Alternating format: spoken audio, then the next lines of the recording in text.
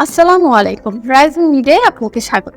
গ্রেফতারি পরোয়ানা জারির বিষয়ে যা বললেন প্রিন্স মামুন। টিকটকের আলোচিত সমালোচিত নাম প্রিন্স মামুন। তার আসল নাম আব্দুল্লাহ আল মামুন হলেও প্রিন্স মামুন হিসেবে তিনি পরিচিত।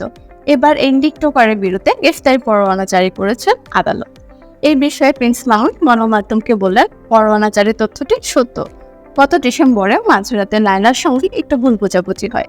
সেখানে হাতাহাতের ঘটনা ঘটেছিল। আমি আইনিভাবে এটি মোকাবেলা করব। মামুন আরও বললেন, যিনি মামলা করেছেন তিনি মামলা তুলে নেবেন বলেছিলেন, তাই আমি হাজিরা দেইনি। মামলায় হাজিরা না দেওয়ার কারণেই মূলত আমার বিরুদ্ধেই পরোয়ানা জারি করা হয়েছে।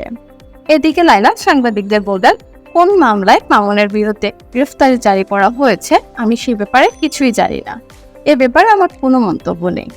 উল্লেখ্য, প্রিন্স মামুন ও লায়লা টিকটক ছাড়াও বিভিন্ন সামাজিক মাধ্যমে আলোচনায় থাকেন। বয়সের ব্যবধানের পরও প্রেমের সম্পর্কের কারণেই তাদের ব্যক্তিজীবন চর্চিত।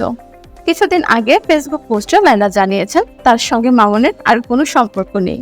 আমাদের ভিডিওটি যদি আপনার ভালো লেগে থাকে তাহলে লাইক, কমেন্ট অ্যান্ড সাবস্ক্রাইব করে রাইজিং মিডিয়ার সাথে থাকবেন। ধন্যবাদ।